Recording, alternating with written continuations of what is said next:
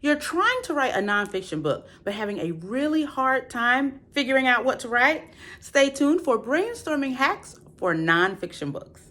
And who am I? My name is Carla DuPont. I am a ghostwriter, editor, novelist in my own right, and boutique publisher. Together with my team, we have published over 200 books in a myriad of genres. But as I said, I'm also a ghostwriter, which means, well, I know a thing or two about writing.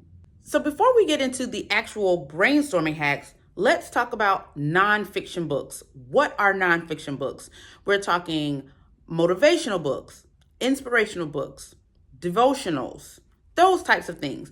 Books that are teaching, educating, or conveying a feeling, not necessarily entertaining. Entertaining, those are fiction books, novels, fantasy, that kind of thing. That's not what we're talking about today. Before you begin writing or even brainstorming, you should focus on your target audience. Who are you writing to?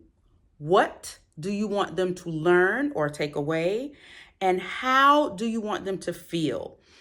Answering these questions will help you figure out exactly who you're writing to before you even begin writing. And well, this is half of the battle here, because it helps you to understand hot button topics, keywords and phrases, as well as what moves your audience. That way you can speak directly to them. Your first hack for brainstorming a nonfiction book: think about your overarching theme, your general topic. And I'm pretty sure if you've already gotten to the point of wanting to write a book, you know what this overarching theme is. You are talking about your expertise, you're talking about your experiences, you are talking about a way to motivate and encourage your audience. So what are we talking about? And for the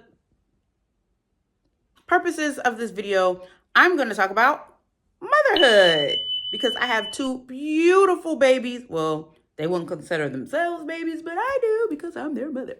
So I have a 10 and 16-year-old, but for the purposes of this video, my overarching theme is going to be motherhood.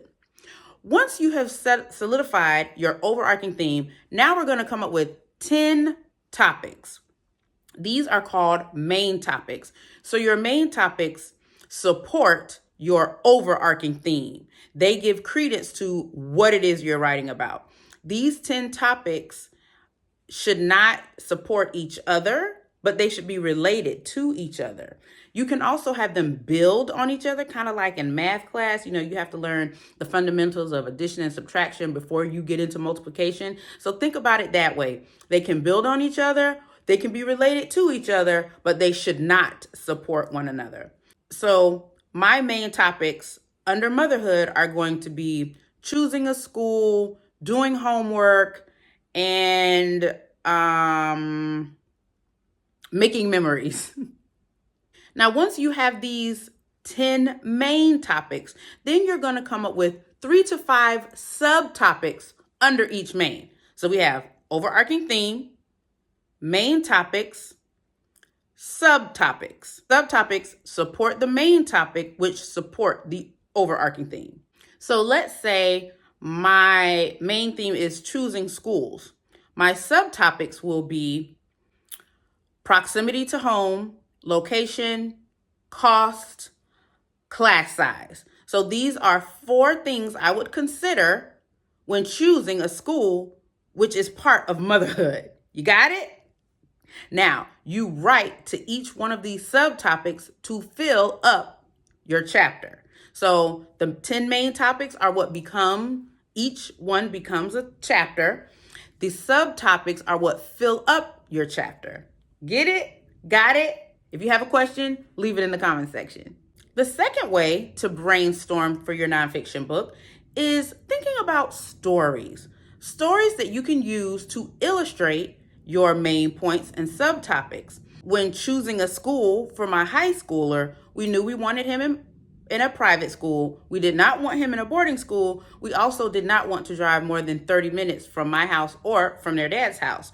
So the story I would tell is about being in rush hour traffic in Atlanta and how a normal 30-minute commute could easily turn into over an hour with traffic or accidents. This story is going to illustrate the point of why proximity to home is a good determinant for choosing schools, which is also part of motherhood. Got it? When I say got it, I'm just trying to make sure my visuals are clear. This is also kind of the people will forget what you said, but they'll remember how you made them feel. Telling stories is also in that vein.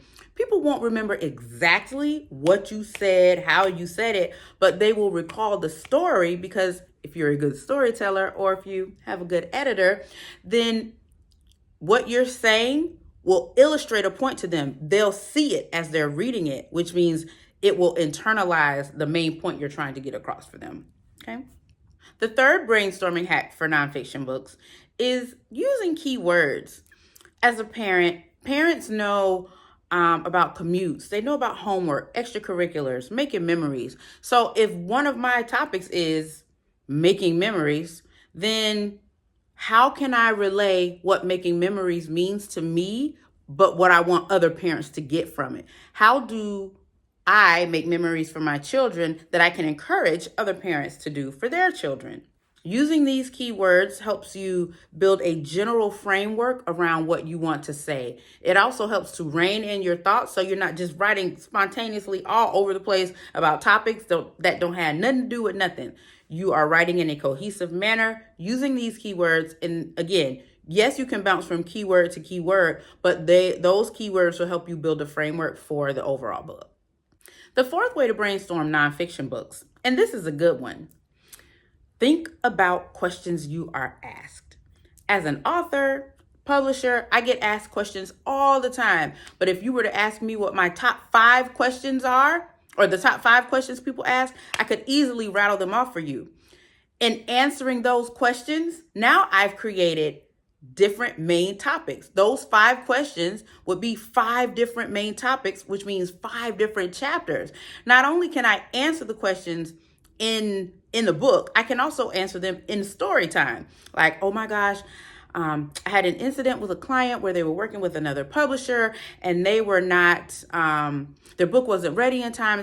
So I tell that whole story. Then I tell what I did, how I helped them, and how I want other publishers to use this example to move their businesses forward when publishing other clients.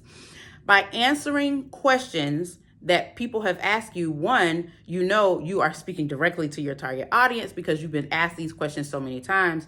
But 2, you're able to fill up the page, 1, with the story, which you need to relate, and 2, as a relatable topic, relatable main topic under your overarching theme, which again is cohesive and fits inside of the framework of your nonfiction book. I hope these tips have helped you. Please make sure you like, comment, subscribe, leave your girl a little feedback. And if you have questions, feel free to leave them in the comment section or shoot me a DM and I'll answer them. Another way to brainstorm for nonfiction books, this right here. On my website, I have tools to empower you to write and publish your book yourself. Check me out and put them to good use. Happy writing.